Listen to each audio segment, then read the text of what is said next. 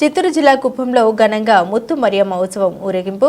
కుప్పంలో తిరుపతి గంగమ్మ జాతర అత్యంత వైభవంగా నిర్వహిస్తున్నారు. ఈ సందర్భంగా శేషవాహనంపై ముత్తు మరియమ్మ భక్తులకు దర్శనమిచ్చారు. ఆలయంలో అమ్మవారిని వివిధ పుష్పాలతో అలంకరించి నైవేద్యాలు సమర్పించారు. అనంతరం పట్టణ పురవీధుల్లో అమ్మవారిని ఊరేగించారు. భక్తులు తమకు తోచిన విధంగా 1 లేదా 2 అడుగుల గుర్గాను నగదును ఆలయ కమిటీ సభ్యులకు సమర్పించడం జరిగిందని ఆలయ నిర్వాహకులు తెలిపారు. ఈ కార్యక్రమంలో పెద్ద సంఖ్యలో భక్తులు మరియు తదితరులు పాల్గొన్నారు.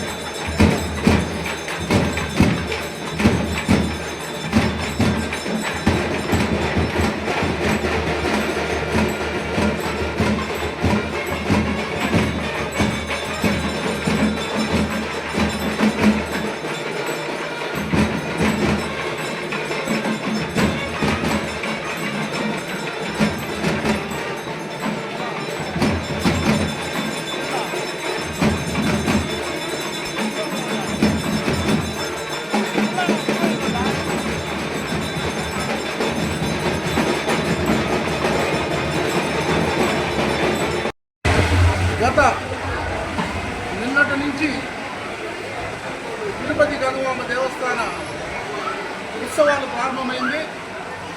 ఈ ప్రారంభం సందర్భంగా నిన్నటి రోజున వినాయక ఉత్సవం అత్యంత వైభవంగా ప్రారంభించడం జరిగింది. అదేవిధంగా ఈరోజు శేష వాహనం పైన ముత్తుమారమ్మ ఊరేగింపు కుప్పంలో ప్రారంభించడం జరిగింది. అదేవిధంగా రేపటి రోజున అశ్వవాహనము ఈ విధంగా 14, 15, 16, 17 తేదీల వరకు ఉత్సవాలు జరుగుతాయి. అదేవిధంగా 18వ తేదీ 19వ తేదీ గుండం జరుగుతుంది. 20వ తేదీన అమ్మవారి శిరస్సు ఊరేగింపు జరగడం జరుగుతుంది. 21వ తేదీన అమ్మవారి విగ్రహ ఉత్సవాన్ని ముగించుకొని శిరస్సును అలంకరించడం జరుగుతుంది. ఆమె విశ్వరూప దర్శనాన్ని 21వ తేదీ ముఖ్యంగా ప్రజలందరికీ ఆ యొక్క విన్నపం ఏమంటే ప్రతి ఒక్క భక్తులు ఇచ్చేసి అమ్మవారి కృపకు పాత్రలు కావాలి. ఈ యొక్క ఉత్సవ తిరుపతి గంగమ్మ దేవస్థానం కోసం వేలాదిగా అన్ని రాష్ట్రాల నుంచి ప్రజలు రావడం జరుగుతుంది. అదేవిధంగా ఒకే రాష్ట్రమని కాదు, దేశమని కాదు, ప్రపంచం మొత్తం నుంచి కూడా కుటుంబం ఇచ్చేసి ఈ యొక్క అమ్మవారిని దర్శించుకోవడం జరుగుతుంది. అదేవిధంగా ముఖ్యంగా ఒక కార్యక్రమాన్ని కూడా మేము ఇప్పుడు ఇంతవరకు ఈ యొక్క తిరుపతి గంగమాంబ దేవస్థానానికి ఒక్క అడుగు భూమి కూడా లేకుండా ఉంటుంది. ఈ రోజున ఆ భూమి కోసం మేమందరం కూడా ఒక పద్ధతి ప్రకారం అమ్మగారి ఎదురులో ఉన్నటువంటి ఒక ప్రైవేటు స్థలాన్ని దగ్గర 1 కోటి రూపాయలు వెచ్చించి ఒక స్థలాన్ని కొనడం జరిగింది. రావుకాలం శ్రీనివాసులు గారు,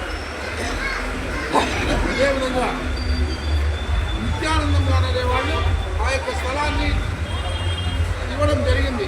ఆ స్థలాన్ని ఇప్పుడు మేము ఈరోజు మేమందరం కూడా